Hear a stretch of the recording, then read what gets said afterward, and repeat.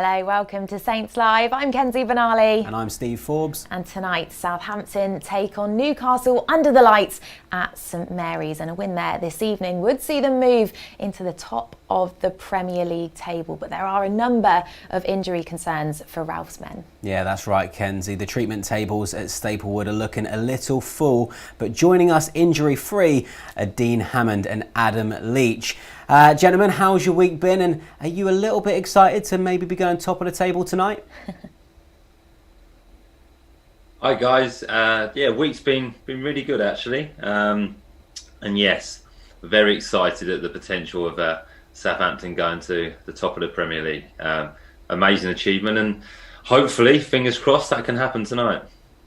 Yeah, likewise for me. I mean, what a way to start another lockdown. If they went top of the table. The start of the last restart in lockdown was great with the win over Norwich. So why can't we start the next batch of fixtures in lockdown exactly the same? And another win and top of the table would be great. Absolutely perfect start to lockdown too. Well, let's dive straight into today's game, shall we? Because there is a lot to talk about, and the team news is coming your way in under 15 minutes time. You can see footage there of some of the team arriving at the stadium a few moments ago. Now we do know that Danny Ings and Ryan Bertrand are both out following injuries last weekend. Jan Bednarek, who we can see there, and Ibrahima Diallo, who you can see coming into the ground now, picked up knocks too, but could feature tonight. We're not sure. And Ralph also said that Jake Vokins, Musa Djenepo, Will Smallbone and Mohamed Salisu are struggling with injury. So quite a few concerns for the Saints this evening. Yeah, there are. But obviously Danny Ings is probably the biggest one that people will be talking about.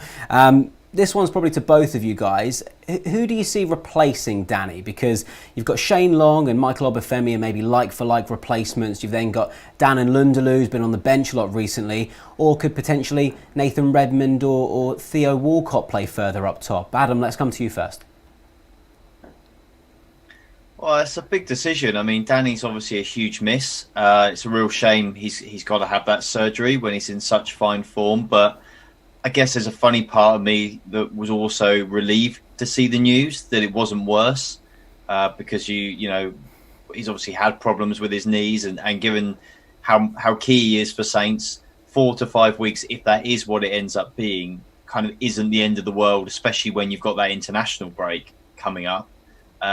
So yeah, fingers crossed for him. But in terms of who replaces him, it's a difficult question, really. I don't think there's an obvious right or wrong answer there. It will probably be quite telling, though, I think, in terms of Ralph's thinking about his squad as to what he does, because he's kind of got that option of playing Walcott or Redmond either up top or just off of Shea Adams if he wants to. But he's also got out-and-out strikers. He's got Shane Long, he's got Michael Obafemi, he's got Dan and Lundalu as well if he wants to kind of throw a youngster in. I think for Shane particularly, but I guess Michael Obafemi as well, it's a bit of an acid test tonight, whether Ralph really kind of does back them, I think, as being the backup to the front two that he's got.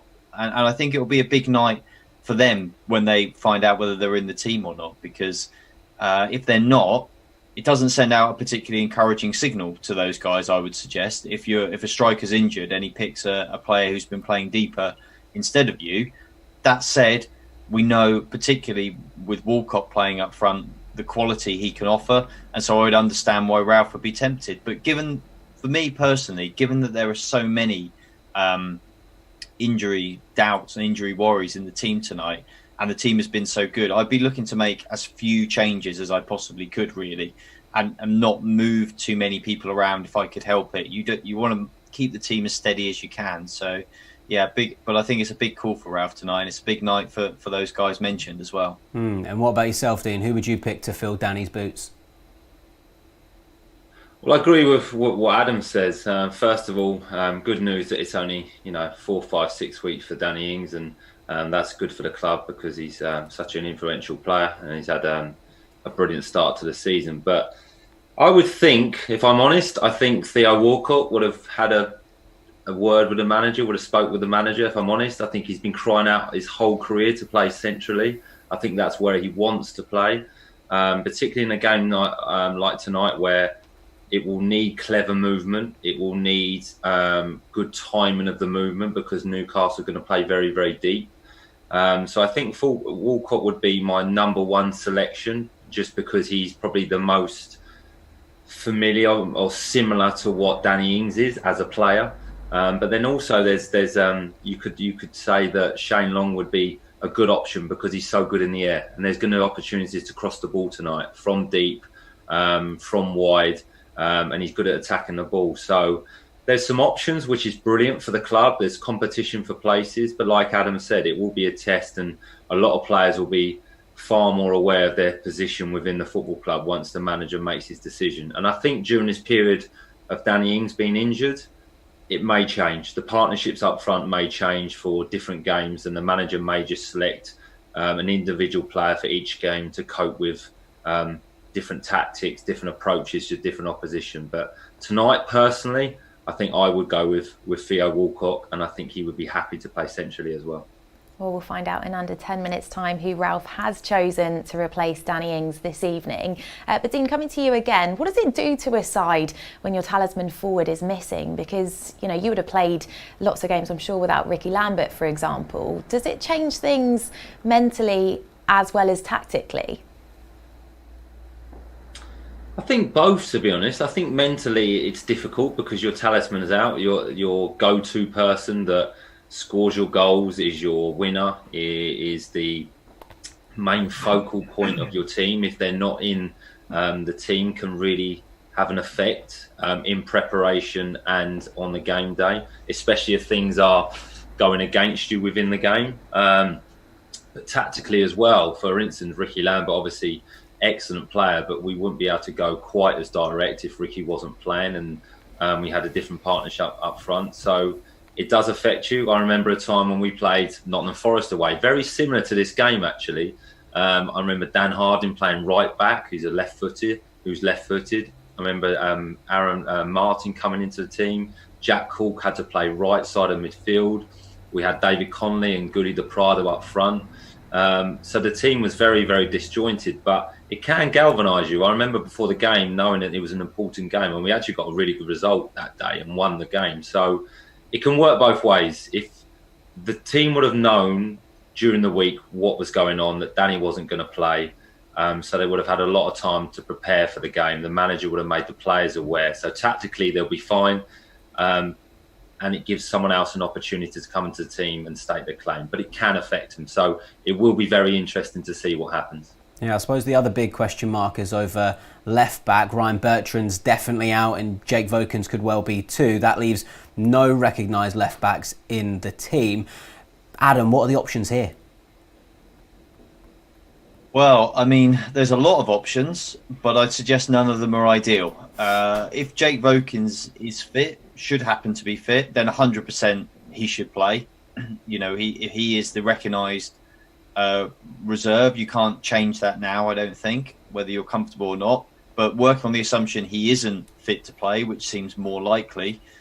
Really, we're starting to look at moving players out of position because there's nobody else who can naturally play that role. So for me, again, as I mentioned earlier, when the team's doing well, I feel like you want to move as little as possible.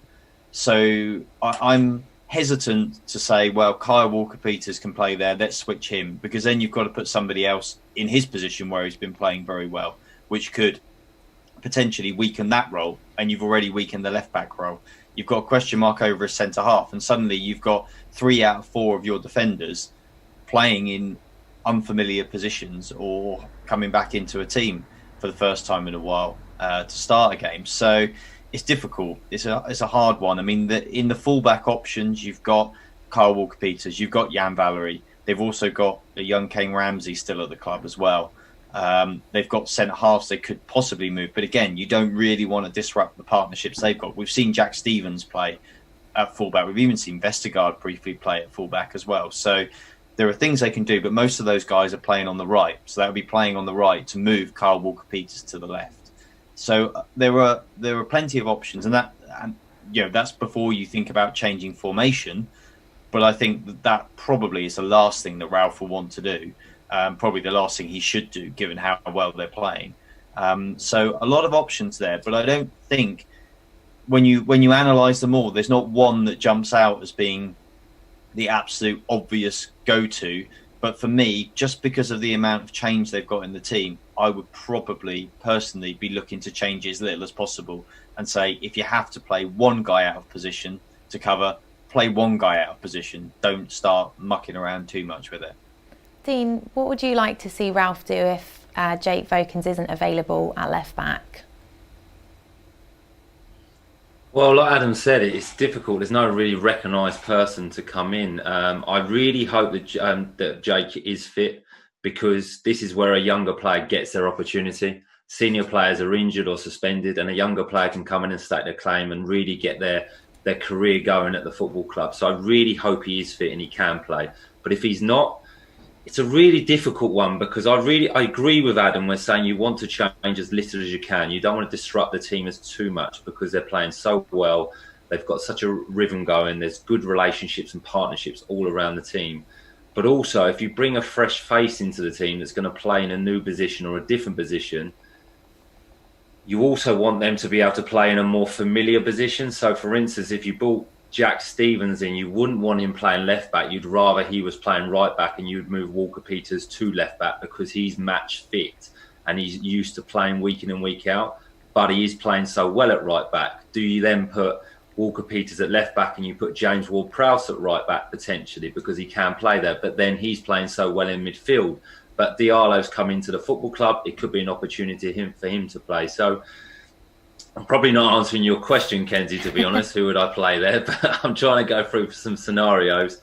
I would probably bring Jack Stevens in at right back and play Walker Peters at left back, probably, because I wouldn't want to take James Ward-Prowse out of the position, because he's been so influential and Sutton's playing so well. So it's a really difficult decision for the manager.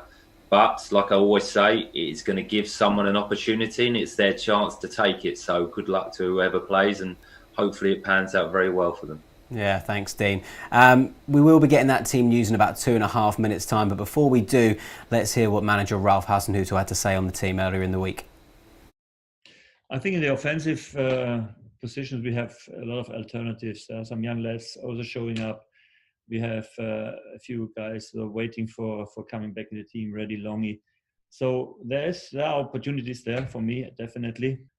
To be honest, on the left back position, I have a bigger issue, because Jake Vokins is also injured, and when Ryan cannot play, I think there I have more to think about what I do there, because my nominal left backs are out. And then, it's a new situation, and we must find the right decisions. And like always in football, it's things can change so quickly.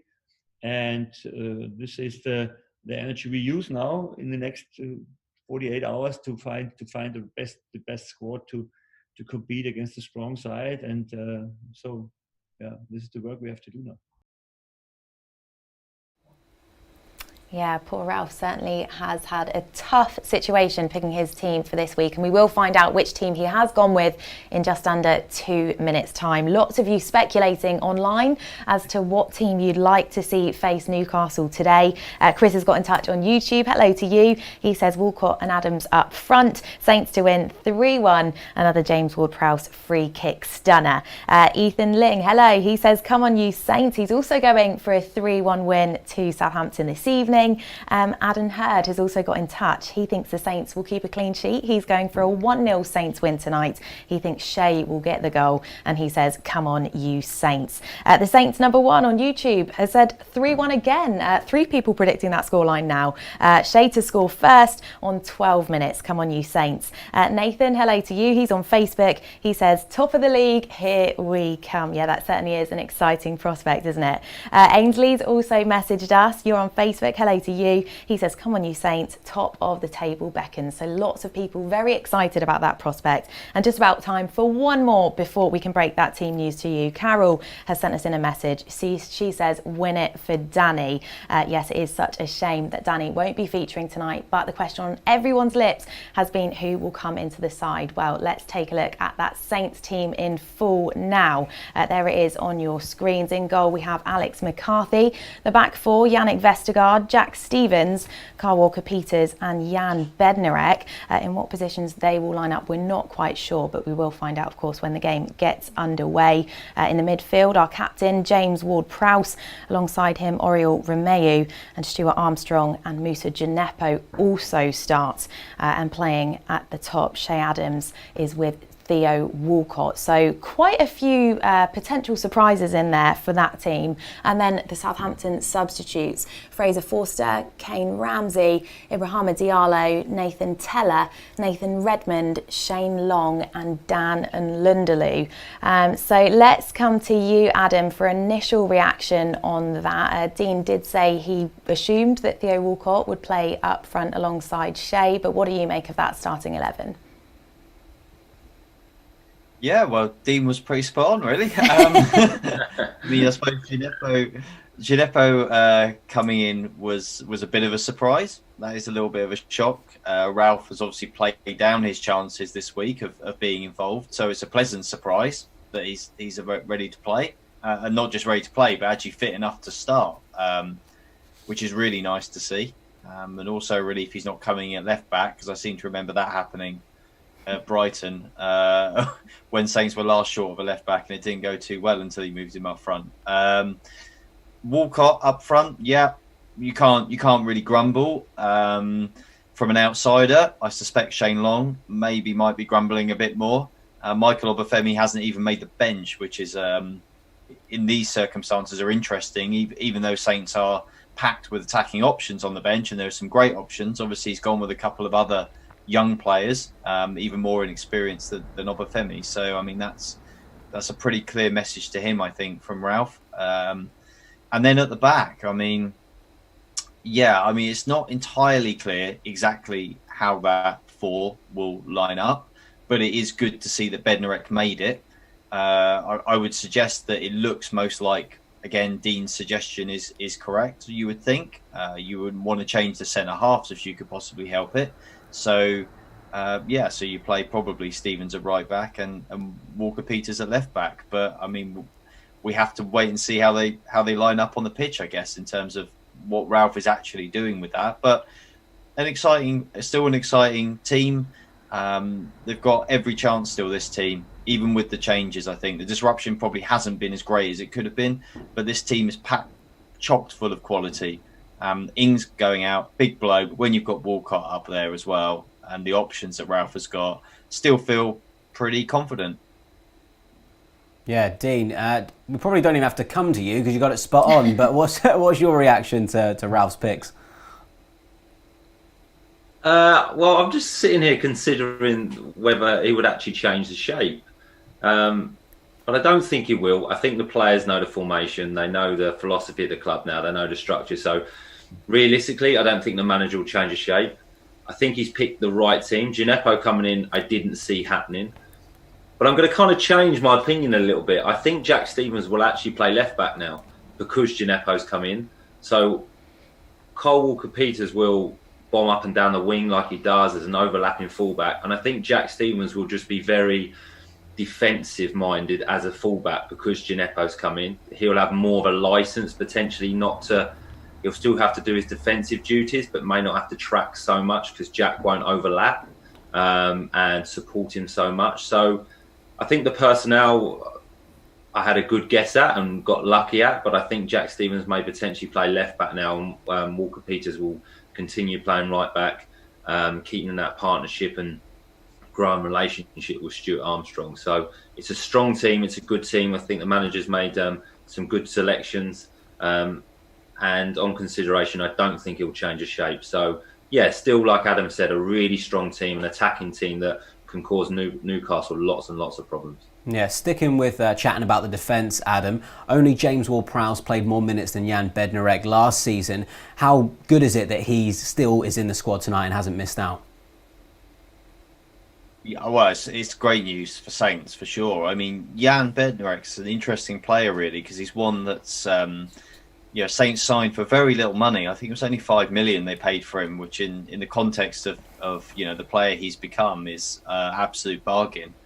He looked really classy as soon as he arrived at the club. He looked good. He then had a bit of a dip which I guess is understandable. He's a young player still coming in, but he's really picked up now, and Ralph has really, I think, worked very hard with him. He's placed a lot of faith in him as well, and has, Jan has really flourished under Ralph now, and is a kind of a first pick really. He's the leader of the defence now. If you look at the two centre halves, it's generally a question of who plays with Bednarek, not if Bednarek plays. It's either Vestergaard or Stevens generally alongside him, and that's kind of a mark of how far he's come. So it's big news and good news and welcome news that he's available tonight, and I think I'm hoping that we'll see a similar commanding performance from him that we've seen so far this season.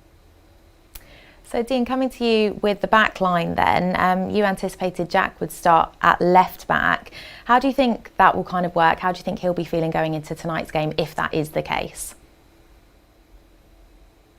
Well, he's an experienced player now, Jack, and one thing Jack is he's very good at reading the game. He's an intelligent player and he understands the game very well. So he's comfortable in possession. I know he's right-footed and potentially could be playing at left back, but I think he'll be more defensive-minded. I think the manager will say to him, look, we just need to concentrate on allowing Walker-Peters to roam forward, to push forward, to be that attacking support for the rest of the team.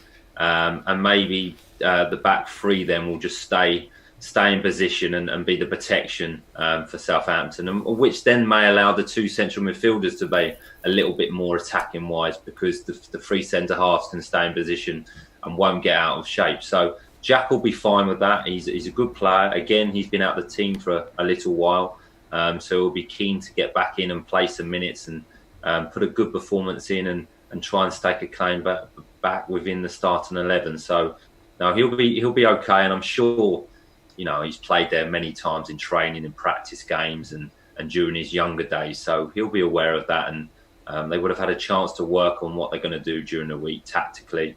The manager is very, very clear with the player, so we understand what is expected of him. So no, he'll be fine, and I'm sure he's looking forward to playing again.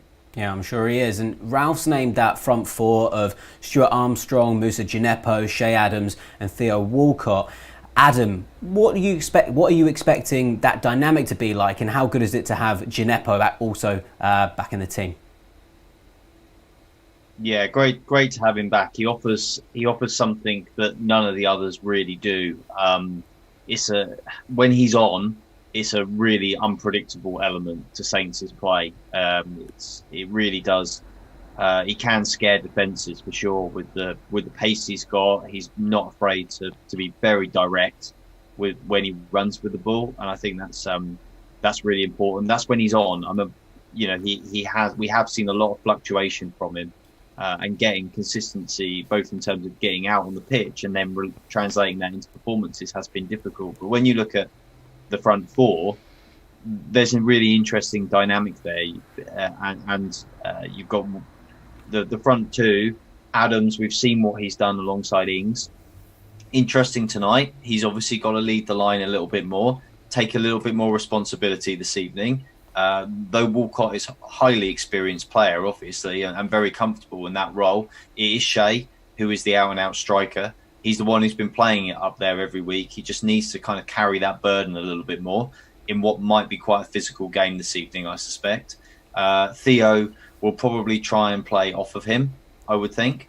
Djenepo and Armstrong are interesting, and what we've seen that's been great to watch from Saints this season. One of the hallmarks of Hasenhüttl and his work with this team has been, when you look at the front four, whoever he plays, the fluidity has just been fantastic to watch. They drift in, they drift out. They're not afraid to switch wings, to go out wide, to drop into the number 10, to find the pockets of space, to get in between the lines, and it causes opposition defences an absolute nightmare. And I think you've got, with Armstrong as well, you've got that probably extra level of sort of what I would call like football intelligence that he brings to the team, where he can spot not just where to go, but the gaps that need covering as well. So it allows perhaps a Djenepo, maybe even a Walcott, the guys that are kind of out-and-out attack players that you want to be playing out-and-out attack. and not to have to worry too much about that. The ease mentally that they know that Stu Armstrong will be aware and will cover any gaps that they may leave if they want to switch and move positions to try and cause problems. And that is how I see the dynamic there. And I think it's very, very exciting. Yeah, very exciting indeed. And the fans watching along at home are also feeling that excitement as well and seem really pleased actually with the way Southampton line up tonight. Mark Carter's got in touch and he says, strong team, all things considered. Well done, Ralph. And Paul Lucas also agrees that this is a strong starting 11. He's on Facebook. He says, wow, so pleased to see Bednarek back in. This is a decent team. And Mark has commented as well. He says, time to show how capable we are without Ings. Nervous or what? Come on, you Saints. Colin Reed, thanks for your comment here. He says, come on, Saints. He's going for a 2-1 win. He's watching all the way from Madrid in Spain, and he thinks Theo will score this evening. Tina, hello to you. She's on Facebook. She says, wishing you good luck, Saints, for tonight. Keep the fire burning. Yeah, they've been on a great unbeaten streak, haven't they? Robert Sharp has said, play as a team, control the game and simply win. We have another comment here from Reese. He's got in touch and said, wish Danny Ings a speedy recovery. He will be missed. Another one for now then from James. He's watching from Israel. He thinks it will be a comfortable 2-0 win for the Saints and he's going for Long and Adams to score. So really good to hear how positive the fans are feeling ahead of kickoff tonight. Yeah, definitely. Now, we know who's going to be playing tonight. One player that was never in doubt of being in that squad is our captain, James Ward-Prowse. Now, in our last game, he actually broke Matt Le Tissier's record of scoring the most Premier League kicks for Southampton. We're going to be talking about that in a bit more detail, but first, let's remind ourselves of those 8 goals. And he's going to be whipped in by Ward-Prowse. He's actually scored! James Ward-Prowse has scored! It's behind the penalty spot. Ward-Prowse, no, and 3-1! Scores again! Beats Foster to his left-hand side. Should be able to get it up and down. He takes it and he does get it up and down! And James Ward-Prowse scores again for Southampton! Slightly left of centre. Looks up, curls it! And gives Southampton the lead! About 4 yards outside the box. Ward-Prowse lifts it and he's got it in as well! He did find the time to deliver! Ward-Prowse against Foster, and he has put it in! It's his first goal for 21 games! Ward-Prowse's right foot whips it past Martinez, and he does score on his birthday to go with his assist. He does curl it, and he does it again! 2 goals on his birthday! Wow, that's a bunch of absolutely cracking free kicks there. Gentlemen, what was your favourite? Dean, let's come to you first. What was your pick out of the bunch there? Well, they're all fantastic goals to start with, and very similar actually. But I would have to say it would have to be between the goal at Old Trafford against Manchester United, just because he's beaten one of the best goalkeepers in the world. It's at Old Trafford. I think it was an equaliser on the night as well. And it was right in the top corner, so we had to get it so precise just to score that goal. And the pace that he hit it with from that distance was brilliant. But I think the one I would go for, and Adam said it last week, was the goal against Aston Villa last week, the second one, which it was close to the goal, and he didn't dip. He kind of hit it at the same height, and it dipped a little bit at the end, but he had to hit across it to get it across right into the side netting with such pace and such accuracy. That is just a fantastic goal. And I don't think there's many people in the world that could actually do that. And I know that's quite a big statement, but I don't think there is. I know he would have had the confidence from scoring the previous free kick a few minutes earlier. So he'd had his range. But no, that is a great goal to score from that distance, so close to the goal with such power. And the keeper didn't move with the wall so close. I would have to go, which was close, but I'd have to go the second free kick against Aston Villa last week. All right, and Adam, have you got a particular favourite? Do you think Prowse is the best free kick taker in the league? Yes, I do think he's the best free kick taker in the league, without doubt. I knocked together a quick top 3 out of this, and I reflected how good has it got to be that you've got people agonising over a top 3 of your free kick goals. That's how good you are. I mean, that must be a pretty nice feeling. But I had the Watford one in third, Old Trafford as well, same as Dean second, and exactly the same as Dean, the second one against Aston Villa, just ridiculous, to be honest. A few of the other ones, the ones that are like 20, 22, 25, sort of that 25-yard range, you've kind of got a little bit of room to play with. They're still amazing, but you've got a bit of room. But the one last week, right on the edge of the area, the second one against Villa, just as good as you will see anywhere ever from anybody. Just fantastic. So for me, it has to be that one. Dean, you spoke earlier about the confidence that Prowse is so clearly playing with at the moment. 3 goals in 2 games. Just how big a boost is that for him? Yeah, it's brilliant because it's another attribute to his game now that he's becoming a goal scorer. And I think he's been given the licence and he's been encouraged to do that. There's lots of parts of his game that's improving. He's very calm in possession. He's patient in his possession as well. He doesn't always go for that killer pass now. He'll play 1-2s, combinations with his midfield partner, then potentially go for that through ball. His crossing ability, got an assist last week as well, was excellent. He's aggressive as well. He wins the ball back with tempo, and he likes to play on the front foot. And he's having the responsibilities of being captain. His game management is good as well now. So he'll know in different parts of the game when to speed it up, when to slow it down, when to communicate with his fellow teammates. He looks like a real leader now. So his confidence must be sky high. I believe he's in the England squad again and should be, or the England squad that were coming up, he would be picked for that. So brilliant player. Having a great season, playing every minute of every game again, and scoring free kicks like he does. He'll be the first name on the team sheet, and rightly so, and that's why he's been picked as captain. Yeah, it's not just all about the goals with Prowse though. He also provides some vital assists as well. Adam, how do you reflect on his overall contribution to the team, and how's that changed over the years? It's changed quite a lot. When you look at where Prowse's come from, I think the role that he's in now is the role that he's kind of always dreamed of having, but he's had to work hard and for a long time to kind of get himself into that position, both by improving himself as a player and the patience of kind of improving as time went along. When he first came into the team, everybody was talking about his technical ability, that ability at set pieces and things like that. We all knew that, we'd all seen it as he came through the ranks as well.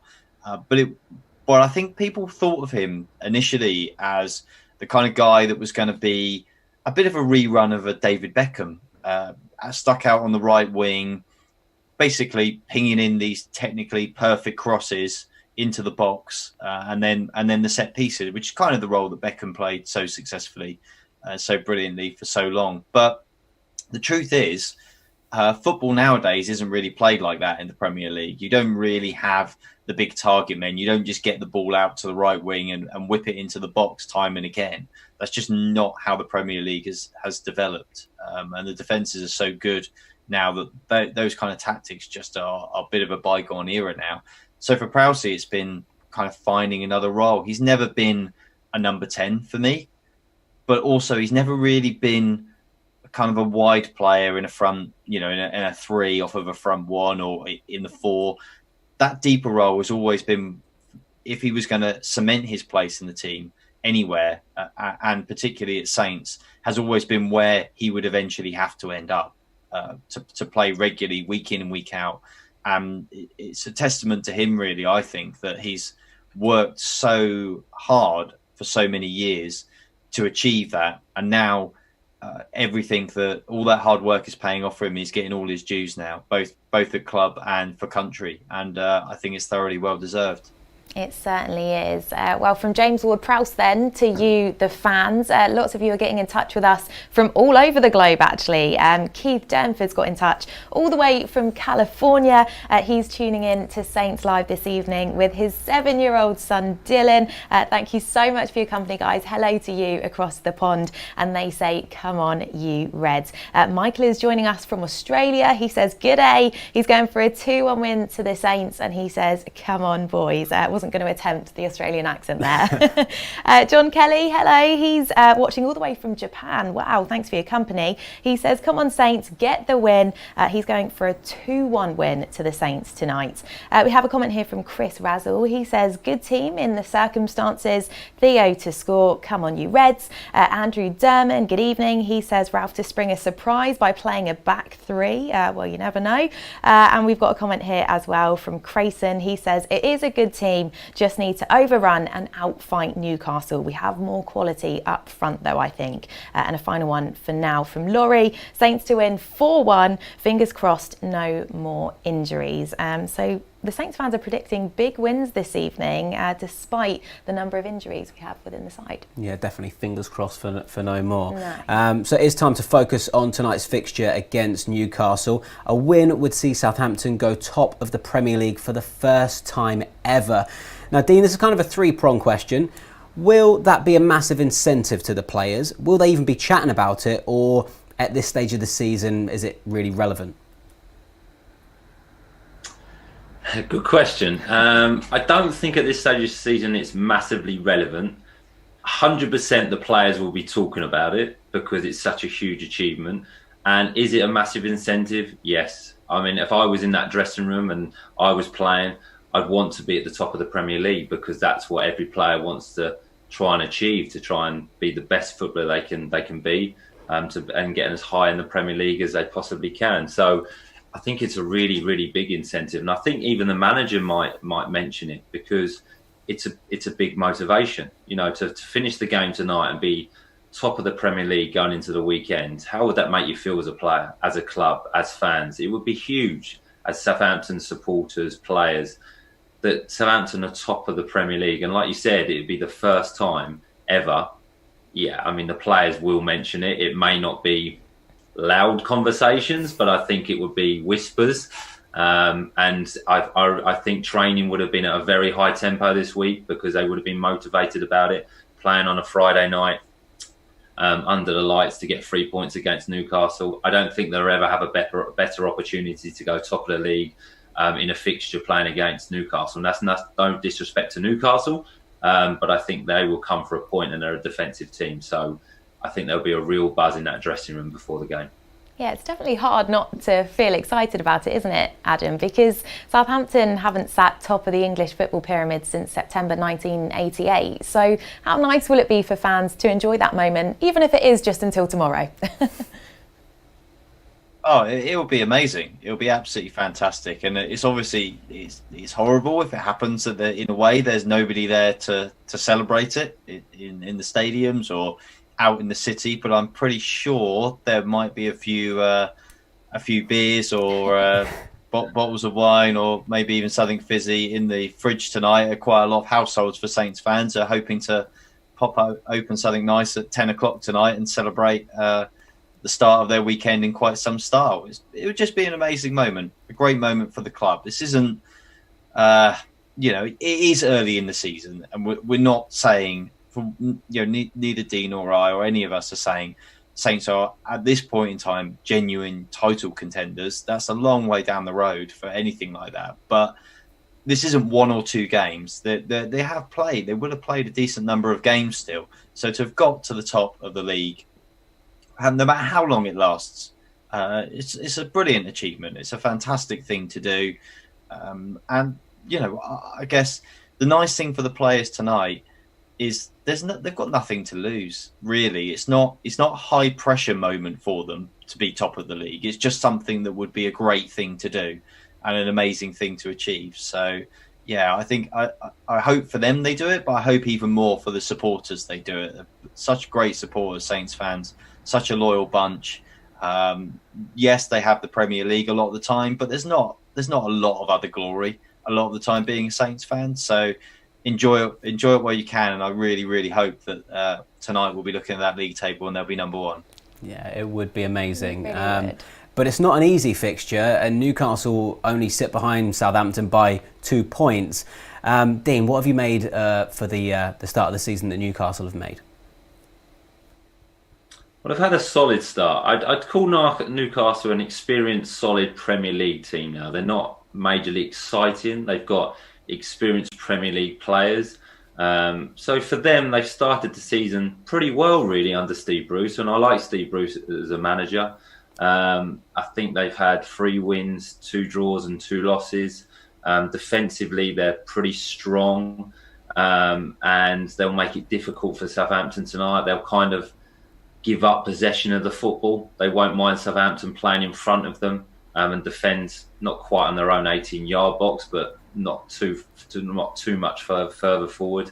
But they have a goal scorer in Callum Wilson, which is a big threat for them, and he's doing very well this season. And I think they've got Saint Maximin, who is an excellent and really exciting player that can travel the ball, can make things happen. So they've had a solid start to the season. They're a competitive team, but they're not the most exciting team to watch. And I think I said it on last week's show, and I think I said it at the beginning of this show. They'll definitely come for a point, and they would be happy for a point if they got one tonight at Southampton, because they know how good a Southampton are playing this season. So they're going to be hard to break down, but they've had a solid start to the season. I think Steve Bruce will be pretty happy how they perform. Well, for the final time in today's Saints Live, let's take a look at what's being said across our social channels. Leon has got in touch on Facebook. Hello to you. They've said great to see Moussa Djenepo starting, Theo Ward-Prowse and Stuart Armstrong to score tonight, and they're going for a 3-1 win. And Leon says up the Saints. Bob Weston is also joining us on tonight's show. He says Moussa to score a worldie. Come on, you Saints. Wouldn't that be nice? Jason Lane, good evening to you. He says James Ward-Prowse will help us through missing Ings. Him and Walcott will be dangerous. And John Peacock has left us a comment on YouTube. He says, great lineup. Looking forward to being top of the table. Fingers crossed, don't want to jinx it. And he's watching from the Gold Coast in Australia. Yeah, right. Looking at Newcastle's goal threats, 4 Magpies have scored this season. Callum Wilson's got 6 goals, and then 3 other players have got 1 each. How are Saints going to shut him down, in particular, Callum Wilson? Is it going to be a case of the kind of job they did on Dominic Calvert-Lewin last time out, Dean? Yes, he's a very dangerous striker. It was an excellent buy from Newcastle, I think, from Bournemouth. I'm surprised that more clubs didn't come in from him. If you can keep him fit, a little bit like Danny Ings as well, that he's a natural goal scorer. If you give him opportunities, he will score. So it will be stopping the threat. It will be stopping the supply to him. But Newcastle, like I said, will give up possession of the football. So they won't create massive of opportunities. They will play on the break. So it's just keeping defensively switched on when Southampton have the ball. When Southampton have possession of the football and they're trying to create opportunities and break Newcastle down, it's being organised defensively when they lose the ball. That's when Newcastle are going to be a threat. So the least opportunities you can give to Callum Wilson, the better, because he's a goal scorer and a good player. But it is stopping that threat. And it's more the fact that Southampton being intelligent and understand the fact when they lose the ball, they have to switch quickly to being defensively minded, because they're going to have a lot of possession and a lot of the football tonight. Adam, Dean just said there it's about stopping that threat, but what do you make of the threats that Newcastle pose? Well, I mean, it's like Dean said, defensively organised, solid, sound, prepared to sit deep, soak up some pressure. They won't mind that. That's fine. They're happy to do it. They're happy to concede the ball to Saints. No problem with that. And then on the break, they've got Almiron, Wilson and Saint Maximin, and they are dangerous, genuinely dangerous. Pace to burn, goal scorers, exciting players. That's the game plan. It's not particularly rocket science, but it can be hard to stop if the players are good enough to execute it. And Newcastle are proving this season that they're an awful lot better at doing it. I still fancy Saints. I think they've probably should have too much for Newcastle, but you can't discount Newcastle. And with Wilson, who loves playing against Saints, by the way, up there, they've got a genuine goal scorer, out and out goal scorer, and any team would want that. He's in great form, and he will be a threat. So I think for Saints, it's going to be a case of potentially as well tonight having to remain patient. They need to They need to pick those holes in the Newcastle defence. It might not be easy. It might not come quickly, but they also can't go too gung-ho and leave themselves exposed at the back, because Newcastle have the players that can hurt you on the counter-attack. So it might be an evening where a bit of patience is required, I think, for Saints. But I still think they've got better players than Newcastle. They're in great form, even with the changes. So yeah, I still think this can be a game for them to win. Okay, Adam, so you're still fancying Saints, but what's the score going to be tonight? Well, I am going to go for a 2-1 Saints victory tonight. Okay, 2-1 was quite a popular score line from the fans commenting on our Saints live stream. Dean, we'll come to you for your score prediction. Will we go top of the Premier League table tonight? I think we will. I was going to say 2-1, the same as Adam, so I'm going to have to go for something slightly different. I'll say 3-1. I think it will be a tight game, but if Southampton can score early, then it might open up a little bit. So 3-1 Southampton. I like the sound of those. Yeah, definitely confident. Right, well, kick-off is just under 30 minutes as Southampton aim to make it to the top of the English football pyramid with a win over Newcastle at St Mary's under the lights. We're off to put the champagne on ice, so we'll see you after for the final whistle.